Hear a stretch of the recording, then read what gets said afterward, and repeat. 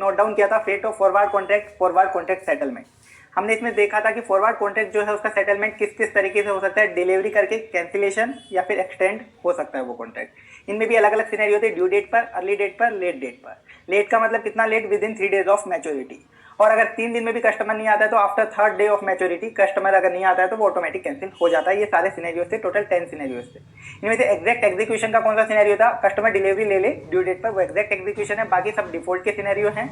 और डिफॉल्ट के केस में प्रॉफिट या लॉस अराइज होगा तो प्रॉफिट होगा तो कस्टमर को मिल जाएगा, लॉस होगा तो कस्टमर को बियर करना पड़ेगा। लेकिन अगर ऑटोमेटिक कैंसिलेशन होता है तो लॉस तो कस्टमर को बियर करना पड़ेगा, लेकिन प्रॉफिट जो होगा वो कस्टमर को नहीं मिलेगा।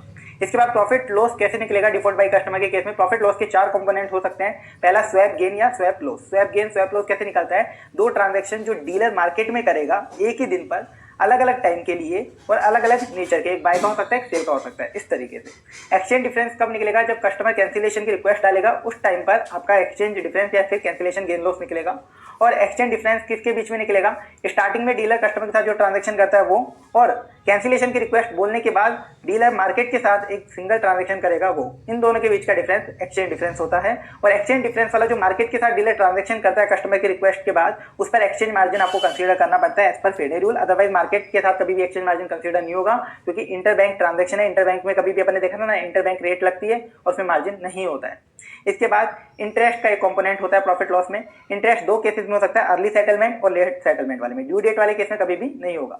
अर्ली वाले केस में इंटरेस्ट है या नहीं वो कैसे पता चलेगा, अर्ली डेट पे कैश में इनफ्लो और कैश में आउटफ्लो ढूंढो। अगर कैश में इनफ्लो आउटफ्लो मिल जाता है तो इंटरेस्ट लगेगा।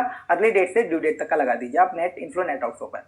और लेट सेटलमेंट वाले केस में आप ड्यू डेट पर ढूंढिए कैश में इनफ्लो एंड आउटफ्लो, और ड्यू डेट पर जो कैश में इनफ्लो और आउटफ्लो आपको मिलेगा उसका नेट इनफ्लो नेट आउटफ्लो कर लीजिए, और ड्यू डेट से लेकर लेट डेट तक आप इंटरेस्ट लगा दीजिए। फ्लैट चार्ज, एक फिक्स चार्ज जो डीलर ने बोल रखा है जब भी कस्टमर डिफॉल्ट करेगा उस टाइम पे लिया जाता है कस्टमर से, तो ये तभी कंसीडर करना आपको जब क्वेश्चन में गिवन, अदरवाइज नहीं करना है।